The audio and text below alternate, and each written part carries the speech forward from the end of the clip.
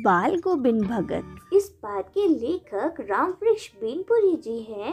बाल गोविंद भगत लगभग 60 वर्ष के एक मंझले कद के गोरे चिट्टे व्यक्ति थे। उनके सारे बाल सफेद हो चुके थे। वो बहुत कम कपड़े पहनते थे। कमर में सिर्फ एक लंगोटी और सिर में कबीर पंथियों के जैसे कनपटी टोपी। बस जाड़ों में एक काली कमली ऊपर से ओढ़ लेते थे। उनके मस्तक पर हमेशा एक रामानंदी चंदन का टीका लगा रहता था और गले में तुलसी की जड़ों की एक माला पड़ी रहती थी।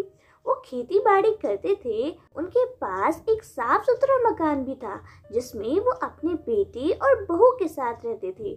लेकिन वो विचार, व्यवहार और स्वभाव से साधु थे। वो संत कबीर को अपना आदर्श मानते थे। कबीर के उपदेशों को उन्होंने पूरी तरह से अपने जीवन में उतार लिया था। वो कबीर को साहब कहते थे और उन्हीं के गीतों को गाया करते थे। वो कभी झूठ नहीं बोलते थे और सबसे खराब व्यवहार रखते थे। दो टूक बात कहने में संकोच नहीं करते थे, लेकिन किसी से ख्वामखा झगड़ा भी मोल नहीं लेते थे। किसी की चीज को कभी नहीं छूते थे। उनके खेतों में जो भी कुछ अनाज पैदा होता, सबसे पहले उसे वो अपने सिर पर लाद कर 4 कोस दूर कबीरपंथी मठ पर ले जाकर वहां भेंट स्वरूप दे देते थे। उसके बाद कबीरपंथी मठ से उन्हें प्रसाद स्वरूप जो भी अनाज वापस मिलता, उसे वो घर लाते और उसी से अपना गुजर बसर करते थे। वो कबीर के पदों को इतना मधुर स्वर में गाते थे कि सुनने वाला मंत्रमुग्ध हो जाता था। कबीर के सीधे साधे पद भी उनके कंठ से निकलकर सजीव होते थे। आषाढ़ के महीने में जब रिमझिम बारिश होती थी, पूरा गांव धान की रुपाई के लिए खेतों पर रहता था। कोई हल चला रहा होता था तो कहीं कोई धान के पौधों की रुपाई कर रहा होता था। बच्चे धान के पानी से भरे खेतों में उछल कूद कर रहे होते थे और औरतें कलेवा यानी सुबह का नाश्ता लेकर मेड़ पर बैठी रहती थी। बड़ा ही मनमोहक दृश्य होता था। जब आसमान बादलों से घिरा रहता था और ठंडी ठंडी हवाएं चल रही होती थी, ऐसे में भगत के गीतों के मधुर स्वर कान में पड़ते थे, जो कबीर के पदों को बड़े ही मनमोहक अंदाज में गाते हुए अपने खेतों में पूरी तरह से कीचड़ में सने हुए धान की रुपाई करते थे। उनके मधुर गीत सुनकर ऐसा लगता था मानो जैसे उनके गले से निकलकर संगीत के कुछ मधुर स्वर ऊपर स्वर्ग की तरफ जा रहे हों और कुछ मधुर स्वर पृथ्वी में खड़े लोगों के कान की तरफ आ रहे हैं। खेलते हुए बच्चे भी उनके गानों से झूम उठते थे। औरतें गुनगुनाने लगती थी। हल चलाने वाले लोगों के पैर भी अब ताल से उठने लगते थे और रोपनी करने वालों की उंगलियां एक अजीब से क्रम से चलने लगती थी।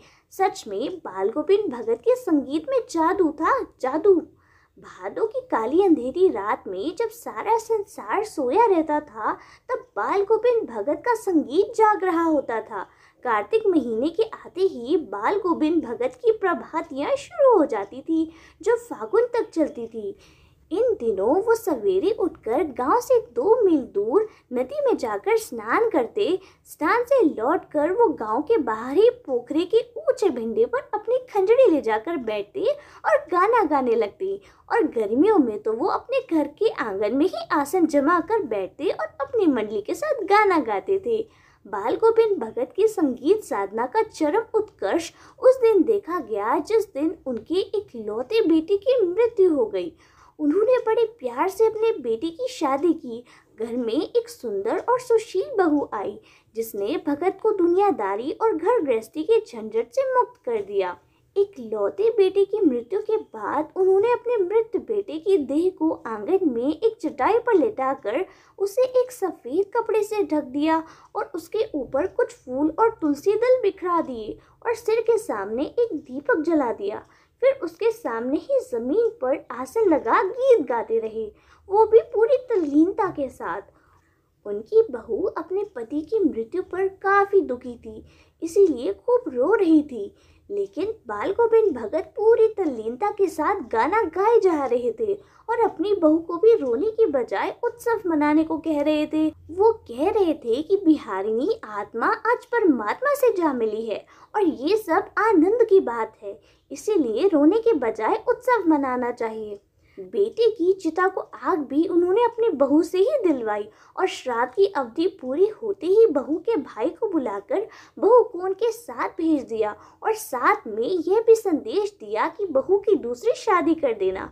बहू भगत को छोड़कर जाना नहीं चाहती थी क्योंकि वो जानती थी कि बेटे की मृत्यु के बाद वही उनका एकमात्र सहारा है।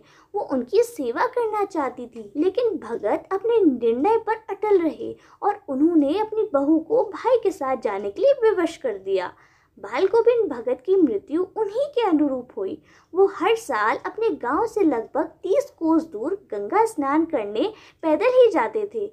घर से खाना खाकर जाते और फिर घर लौटकर ही खाना खाते।